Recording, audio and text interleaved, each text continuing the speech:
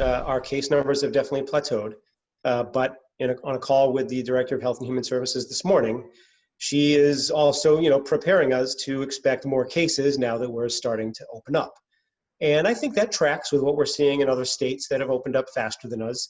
I think we're doing it much more smartly and appropriately than unfortunately some of these states are. But, we're seeing in the Carolinas, in Arizona, in Florida, cases are in some cases spiking and going up as things open. So we're anticipating that will happen. I think the hope is that with face coverings and with good social distancing practices, it can be contained and controlled and not inundate the hospitals. That seems to be the goal that we're following here. So I think that's, we're trying to remind people that, COVID-19 isn't over. It's not, the pandemic's not off and summer's not on, that we're still in something here that we all need to be vigilant.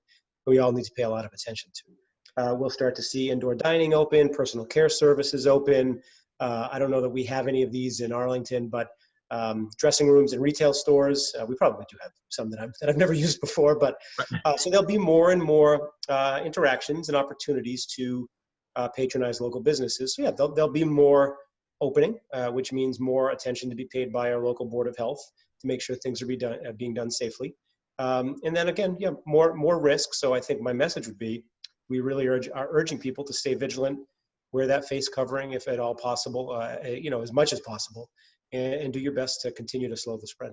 All right, changing gears now. The town has set up a series of 4 discussions regarding race, racial disparity, and policing in Arlington. This obviously is coming on the heels of what we've been all witness to in the last 4 weeks. Do you think this is a good time to keep this discussion alive?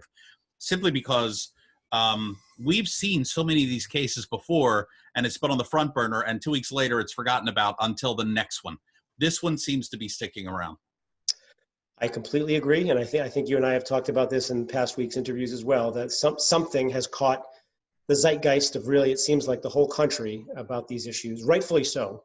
It's a shame to some degree that past tragedies hasn't caught more people's attention, but we've got it now. We have people's attention. And these are dialogues we've been having in town for a long time. In some cases, decades, more specifically over the course of the past several years, bringing in the Race Equity and Leadership Division to train town employees about issues of racial equity and justice. Chief Flaherty bringing in the Visions Incorporated group to do a cultural assessment of the Arlington Police Department. These are all things that were put into motion before the pandemic. And now, the pandemic kind of threw all of us off of our access a little bit. But now, we're coming back to something that resembles a normal life. We're still meeting virtually, but things are, I feel like people's pace of life is allowing them to refocus on more than just the pandemic. And as you said, given everything that's happened in the country, the time is now. One of the topics I understand that's going to be brought up on the 23rd of June, Tuesday, is school data and racial disparity. There was a huge rally, as you know, on Saturday, June 20th. More than 300 people turned out. It was very hot. No one cared. They wanted to be there to hear the message. So how important is it to drive that home, that Arlington has a lot of work to do, not primarily, but in part with the school system?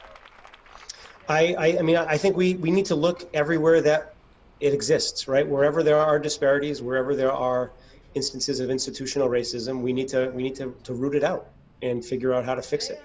I wasn't able to go on Saturday, but I did watch some of the video as streamed by the Mystic Valley NAACP. And what I heard and saw was very powerful. It was the real life experiences of people of color attending the Arlington Public Schools. And it's probably hard it's hard for me to hear. I'm sure it's hard for school administrators and teachers to hear. But we have to hear these things if we're going to fix it. And that goes beyond the schools, right? It can go from simple departmental interactions between town employees and residents. They can go to policing, certainly. But it can go to anything. It's hard to hear it. It's hard to hear simple criticism. Never mind criticism that insists that you've been part of a racist system, right? Those are hard words to hear. Sure. But like you said, we have to lean into the discomfort. We have to hear these very difficult things. And then we need to find the solutions, right? We need to find ways to make it better.